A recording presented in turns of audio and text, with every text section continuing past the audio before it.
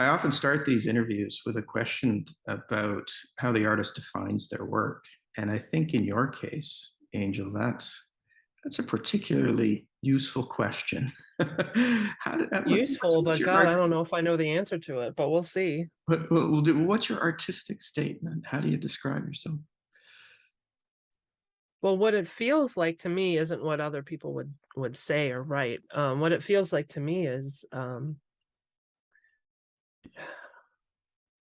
I would say just pouring my insides out, you know?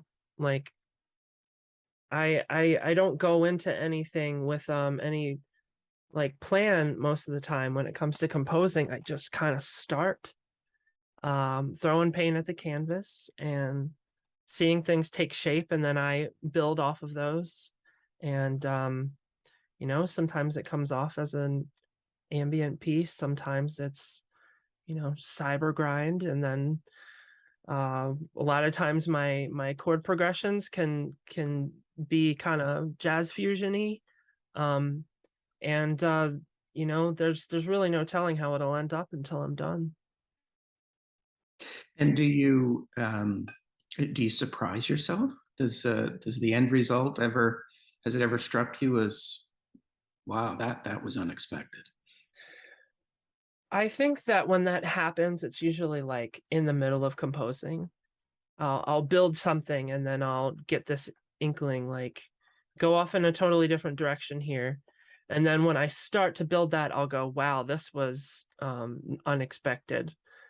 Um, Most of the time I do that, it ends up sounding good to me. Once in a while, it doesn't. But what I usually do when that happens is I usually work on it and work on it until I do like it. I don't really have any songs that are like that I started and just abandoned because they weren't good. I pretty much do everything I can, even if it takes a year, to make something that I didn't like into something that I do. Mm. And do you work exclusively in electronics?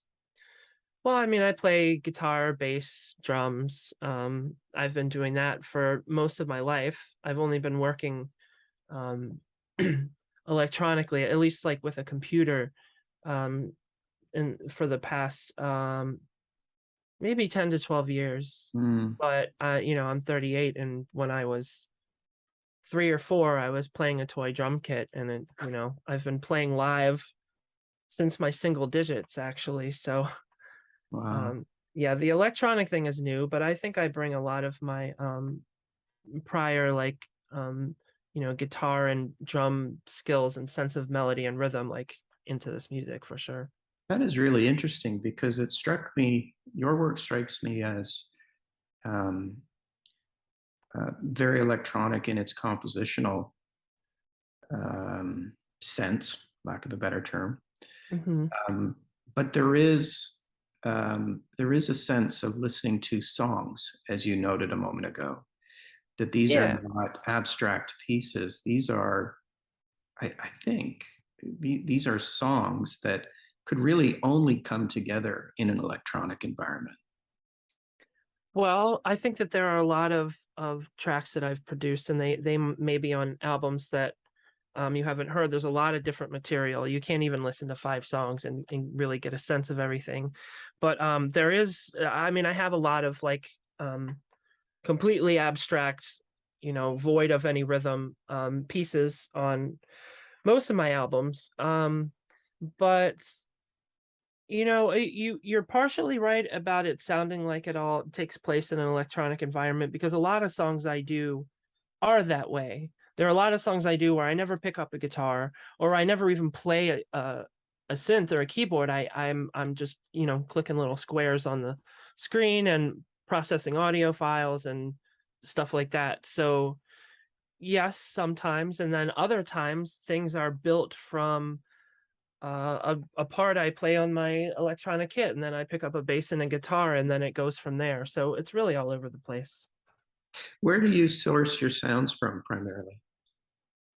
Well, I either perform them, or I a lot of times I'll just kind of mess around with audio files that I've recorded, or that I'll like record a bunch of like synth parts or single notes or single chords and throw a ton of effects on them and then export them and put them in a folder, and then next time I'm working on a song, I'll just go through and try to find what I want to start with or work with. Occasionally I'll take like very small bits from recordings that I didn't make and then just like stretch them out a lot and process them. But I would say that Fire-Toolz is like, the majority of it is like 100% original composition, but once in a while there's a little piece or something I'll just like yank from an old like 80s smooth jazz artist or something like that. Or I'll take like an infinitesimal small piece of audio from like not even necessarily small, but I'll get like audio files from like freesound.org once in a while and just process the crap out of it and then chop it up or something. So I guess if you want to call that sampling, I guess it technically is, but my work had a lot more of that early on, and I've just slowly and gradually like moved away from that to the point where it's like almost completely like 99% original composition, original sounds. I was going to ask you about that next. I'm surprised. I felt the last two albums, in particular the one before this one, I assumed that that was heavily sampled. Oh no, not at all. Are you talking Wow. about Eternal Home? Mm. Yeah, no way. There's probably, I mean, there's some like voice clips on there, that I've gotten from different like interviews off of YouTube or audiobooks. Um, but nothing is jumping out at me that is like any kind of significant sampling on that album. There might be one or two things in there that I just can't think of at the moment because there's a lot of songs. It's like 80 minutes long, but no, I would say it's almost completely all just me. Wonderful. Yeah. Wonderful. Do these sounds that you're utilizing and in many cases manipulating, do they reflect the music that you listen to in your personal time? I would say so. Um, yeah, I mean, I listen to tons of jazz fusion. I listen to a lot of noise. I listen to a lot of metal. I listen to, um, I'm not really a gamer. I don't play video games, but I like old video game music, and I like industrial a lot, and I listen to a lot of like what I would call, as pretentious as this sounds, second wave emo and first wave, plenty of that too. But I think that um, bands like Mineral and Christie Front Drive and Casket Lottery and Appleseed Cast and all that are definitely make their way into my music. But yeah, pretty much. I mean, everything I make is coming from like a really genuine place of like music that I enjoy. I know a lot of people make music with some irony in it, where they're not necessarily like passionate about that music that they're mimicking or sampling, which I think is fine, but I would never let like one like second of sound on any of my albums. That's not something I'm really genuinely authentically interested in, passionate about, etc. And in that regard, probably mimicry is the wrong term for your work. I would say so. I mean, there are parts where there's like a song in mind I really like or an artist I really like in mind, and I think, wow, I should do something that's kind of like what they do or what they used to do. It's usually older stuff. Um, but I definitely don't set out to like really mimic anything. Like I said, it's just whatever's in here, getting it out kind of thing. So there's no rules on genre or even song length or whether this song will have vocals or not or whatever. It's just very intuitive, you know. Are you ever surprised by how your music is received? Well, actually, yeah, because I assume that most people don't know what to do with it, or I assume that they won't. And that's not because I think I'm like on like a higher level than anyone, but it's just I can see how it would be difficult to digest because many people are into like a couple genres, or a couple different kinds of sounds, and then they listen to my stuff, and it's like, well, one minute they like it and one minute they don't. So I assumed there was going to be a lot more of that, but I've actually been completely blown away by the feedback I get. The negative comments and negative reviews are surprisingly rare. At least I don't see many of them. Like, I would say 90% of the reviews I've gotten in publications have all been like largely positive. And even like artists I really like look up to that are in completely different genres will contact me and be like, I really love this stuff. This is really good.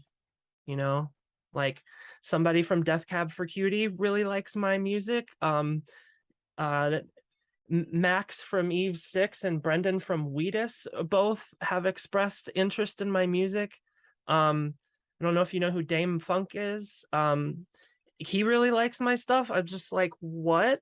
Like, it's very surprising. Like, Toby from KO Dot likes it, and I wasn't too surprised when I saw him order a record, because I'm like, we're both doing kind of like dabbling in avant-garde metal and stuff like that. But yeah, it's really surprising a lot of times. How important is it to you that other artists either appreciate or understand what you're doing? Well, being understood is very fulfilling. Actually, like, that's really, see, I want to say it's really important to me, but it's not in the sense that I need people to understand, but when they do, it always feels really good. Um yeah, I just wouldn't want to say that it's important, because if nobody understood it, like, that would be okay. I mean, people understanding it definitely helps me in the sense that, I get more exposure, they tell their friends about it. Um, but I've never felt like I needed anybody to like or understand what I'm doing necessarily. I mean, when I was doing mainly just like noise for 5 or 6 years, I mean, I was used to like pretty much nobody understanding it other than that small community of like, experimental and noise people. Um, my parents were just like, I don't even know what this is. I don't know what's come of you. And then, now that I'm doing Fire-Toolz and stuff, they're like, hey, I like that one song with the guitar solo. Did you grow up in a very musical household? Well, my parents didn't play instruments, but the household was very musical. Yeah, I was raised on a lot of like 80s metal. Like, it wasn't really that I didn't do a lot of the glam stuff, but maybe like some of the more progressive 80s metal and early 90s. But my mom also, liked the Beatles and Elton John and all that. That stuff didn't really influence me too much. But my dad was really into hard rock and metal and some prog stuff. Rush is my favorite band, and I would accredit that to my upbringing for sure. Mm. Um, Saw them 6 times, and 5 of those times was with my parents. Um, but when I started to discover, different things outside of their wheelhouse, I found like, you know, trance and what they used to call electronica. I was really, really into that. Discovered Orbital, and that changed my life. I also got really into death metal, like in my single digits. I discovered Morbid Angel, Obituary, Napalm Death, if not really death metal, but so I was really into that at a young age. And then when I was in an early teen, I discovered the emo scene, and I was really obsessed with that. And my parents hated all that. So, Mm. but they definitely started me off on a good foot. I mean, I was just listening to the new Queensryche earlier, and that was a band I was raised on that always stuck with me. So, I hear a very strong 80s vibe in your work, oh yeah. most recent works. Mm-hmm. Yeah, I would say so. My parents didn't raise me on 80s jazz fusion and new age music. But it was always on like the Weather Channel during the forecasts, and I was always just like, I love this stuff, and I asked my parents, like, how can I buy this stuff? Can I buy these CDs? And they were just like, no, it's just network music. It's just commissioned stock music. And I found out later that they were partially right, but there's tons and tons of artists. Even Kenny G has has been used in those things. So in my 20s, I went on a mission to like find all of that stuff, and now that's honestly the stuff I listen to most. I listen to it way more than metal or electronic stuff. I just listen to old jazz fusion. Is there any aspect of your work that serves as commentary on these various music styles, or just popular music in general? No, it doesn't at all because um what I usually write about is just like really personal stuff, and it can get kind of spiritual and philosophical and psychological. I've done a little bit of commentary on some like social issues like early on in my music, not like activist stuff, but like referencing my own experiences on the street, I guess. But it pretty much is just, it doesn't do that anymore. It's all just like very personal, you know, psychology, spirituality, philosophy kind of stuff, but using my own experience to talk about that stuff. Yeah, I don't really have much of an interest in the commentary aspects. I'm not quite sure why. Maybe it's because I'm so self-focused, which is a good and bad thing, I guess. And yet, vocally, despite the very personal nature of this work, vocally, it's got a lot more to do with a sort of death metal feel, and therefore difficult to understand.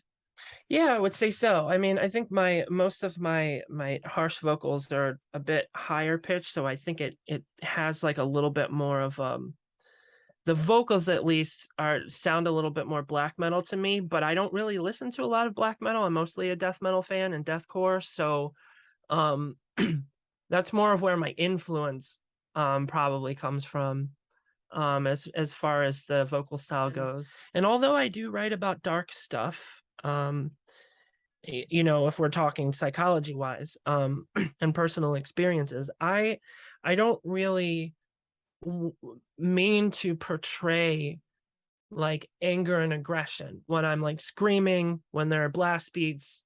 You know, I mean, if you read the lyrics at any of those points, even the heaviest parts, you know, I'm thinking of this one song I have off of Eternal Home that's only a few minutes long, and it's almost entirely blast beats with like harsh noise rumbling over it, and I'm screaming the entire time. I'm I'm talking about I'm talking about unity and harmony between people and wanting to bridge gaps between different lifestyles and cultures, and I'm talking about being able to feel at home in my neighborhood and talk to my neighbors and like, you know, let's see past our differences, that real just like hippie bullshit, like unapologetically hippie idealism type of let's everybody get along. But that's what that song's message is. And you know, once in a while people will write about my stuff and compare it to burning down churches and demons and you know, angry transgender woman kind of stuff. I'm non-binary, by the way, not a woman, but I just that's not how that's not really what I'm putting out there. And I guess I would like them to either just not assume that that's not what I'm putting out there, or take a moment to maybe look at lyrics, and then they'll see that most people don't care about the lyrics, and it drives me nuts. Which track is that? It's called Lello Burbs, which is what a 2-year-old would say when trying to say yellow birds. The other aspect of your work that I'd love your sort of contextual comments on is, again, the electronic nature of what you do. So it Mhm. does seem to me that we have arrived at a place musically where our ability to manipulate sounds electronically has afforded artists like yourself opportunities to do things that certainly didn't exist in this form previously. Mhm. And I'm searching for meaning in that. It's got to say something. Why is it just purely because we can, or is that approach to music in some way a commentary on the world we live in? It's definitely a product of the world we live in, but I also think it's a natural human evolution. I mean, you know, when new genres arise, it's always kind of either it's a reaction to what's already there, or it's just a insatiable thirst for doing something new, and when you start to develop something new, it feels really good. It's a really self-indulgent, satisfying thing, and then people's minds get blown or it gets rejected really hard. And pretty much everything that gets rejected really hard by the masses, like music wise, ends up continuing to thrive and building its own fan base. And I think that the electronic aspect of it, on one hand, people are obsessed with it because they can do so much sitting at home in their bedroom now. Even in the 80s when sequenced music started to become a thing, I mean, for a lot of people, it was just a money saver. A lot of acts would record all the drums on a drum machine, but then they'd actually overdub the cymbals and actually hit cymbals, because even back then they knew that electronic cymbals sound like shit. I like them, but so I think it was a natural thing. People discovered a new way to make music, and so they did it. But as far as like being able to kind of make any sound you want for the most part, um, I just think people are really attracted to that. They don't need to hire musicians or rent studios to get those sounds. They don't have to get a piece of sheet metal and bend it in a certain way and use a certain um, material on it to try to get a certain sound. They can just open up Serum and just craft the sound that they want to craft. And I take advantage of that, and that I'm like really spoiled to be in the generation that started doing that. Because one of my favorite things to do, and one of the main points about Fire-Toolz as far as the music sonically, is that most of what I'm doing when I'm making a song is just processing and manipulating sounds. There's definitely a lot of programmed drum beats, play synth, play guitar, but really the most fun is in the processing. And I'm a mixing engineer, so I really go crazy on the processing. Just use like loading up so many plugins on a channel that my computer becomes very tired.